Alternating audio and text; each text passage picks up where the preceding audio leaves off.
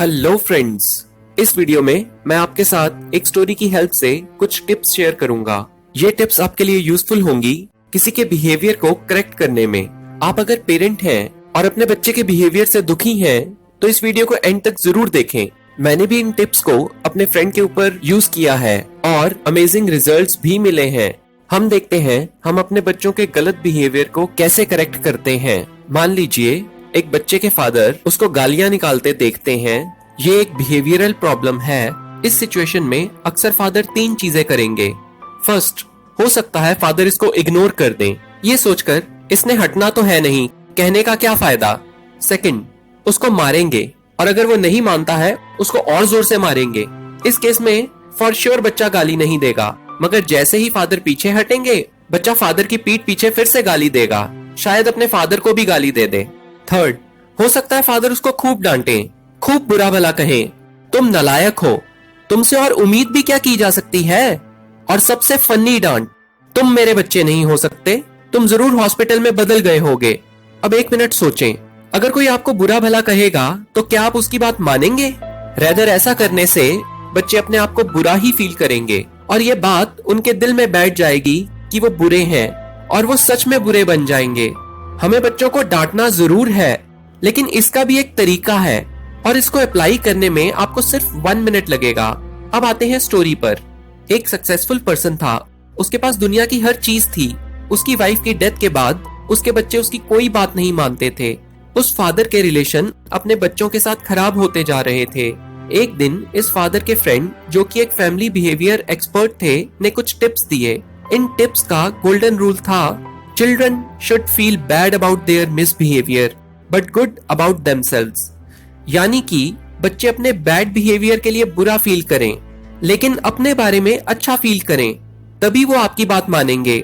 अगर आप बच्चों को कहते हैं कि वो मूर्ख हैं, वो आपकी बात क्यों मानेंगे? अब इस गोल्डन रूल को अप्लाई कैसे करना है ये देखते हैं। गालियां निकालने वाले बच्चे को हमें बताना है हम उसकी गालियां निकालने पर कैसा फील कर रहे हैं। मैं तुमसे बहुत गुस्सा हूँ, मुझे बहुत गुस्सा आ रहा है, तुम अपनी जुबान देखो कितनी गंदी है। ऐसी भाषा की उम्मीद किसी भी सिविलाइज्ड पर्सन से नहीं की जा सकती।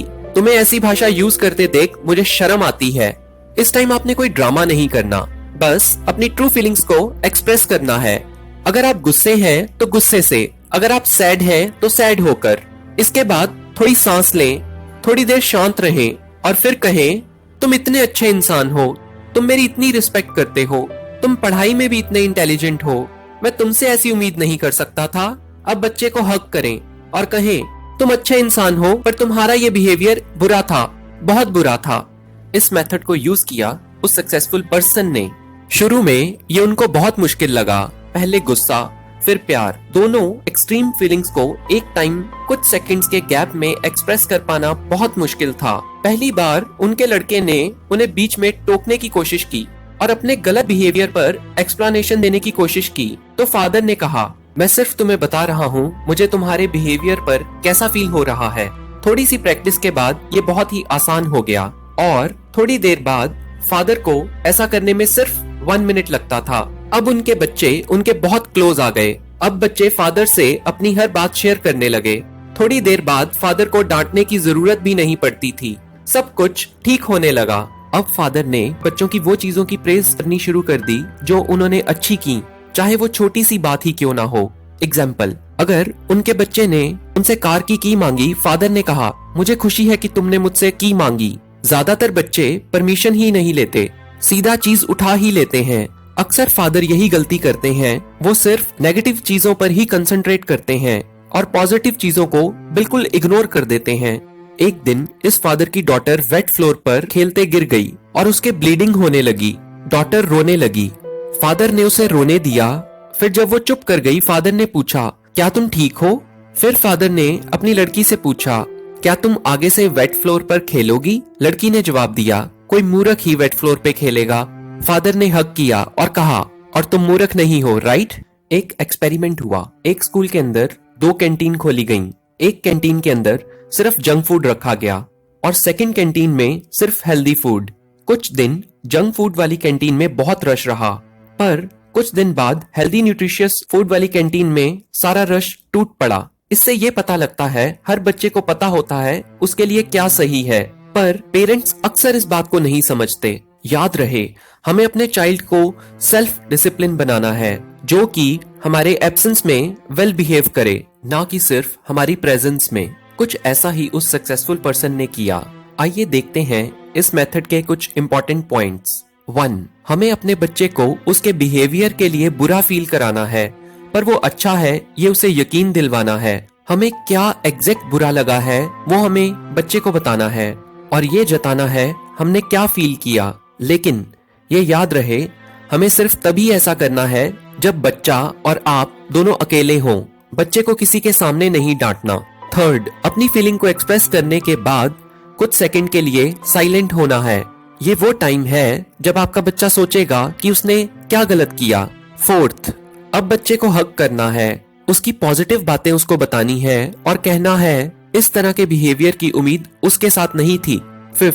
आपका बच्चा अपनी गलत बिहेवियर को जस्टिफाई करने की कोशिश करेगा, ये बिल्कुल नेचुरल है। अगर आपको तभी कहना है आप सिर्फ क्या फील कर रहे हो, आपने ये एक्सप्रेस किया है। 6. दोबारा कभी भी बच्चे से इस बारे में बात नहीं करनी, ये एक बार खत्म तो खत्म। 7. थोड़ी प्रैक्टिस के बाद इस मेथड को यूज करने में सिर्फ 1 मिनट लगेगा।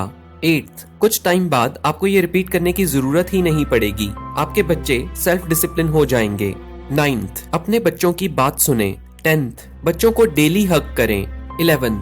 अपने बच्चे की हर वो चीज जो उसने अच्छी की उसकी तारीफ करें, उसको बताएं आपको कैसा फील हो रहा है। ये उनको और भी अच्छी चीजें करने के लिए मोटिवेट करेगा। इस बुक से मेरा अपना एक्सपीरियंस भी है, मैंने इस लेसन को अपनी लाइफ में भी इम्प्लीमेंट किया है। मैं फादर तो नहीं हूँ, पर मैंने इसे अपने फ्रेंड के ऊपर यूज किया। मेरा फ्रेंड हमेशा लेट आता था।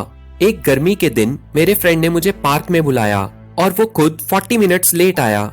जब वो आया मैंने उससे कहा, भाई मैं आधे घंटे से तुम्हारी वेट कर रहा हूँ, मैं पसीने से भीग चुका हूँ।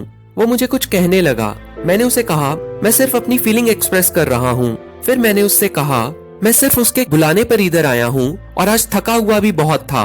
मैंने उससे कहा हर बार ही वो लेट हो जाता है। फिर मैं थोड़ी देर चुप रहा। फिर मैंने कहा वो इतना समझदार है, हर बार उसने मुझे अच्छी एडवाइस भी दी है। मुझे समझ नहीं आता वो इतना सेल्फिश कैसे हो सकता है। मेरे फ्रेंड ने मुझे सॉरी कहा। अगली बार जब हम मिले वो टाइम से पहले पहुंचा हुआ था। इस वीडियो को शेयर करें हर उस पेरेंट के साथ जो अपने बच्चों के साथ रिलेशन इंप्रूव करना चाहते हैं या अपने बच्चों के बिहेवियर से दुखी हैं। इससे बेटर गिफ्ट एक पेरेंट के लिए कुछ नहीं हो सकता। शेयर करें अपने डैड के साथ, इससे आपका रिलेशन इंप्रूव होगा। अगर ये वीडियो हर पेरेंट तक पहुंच जाए तो इसको बनाने का एम पूरा हो जाएगा। ये tips 1 minute father bye Spencer Johnson की बुक में से लिए गए हैं। डिटेल में पढ़ने के लिए आप इस बुक को बाय कर सकते हैं। लाइक करें इस वीडियो को अगर आपको पसंद आए और सब्सक्राइब करें इस चैनल को ऐसी और भी इंटरेस्टिंग वीडियो देखने के लिए। Thanks for watching.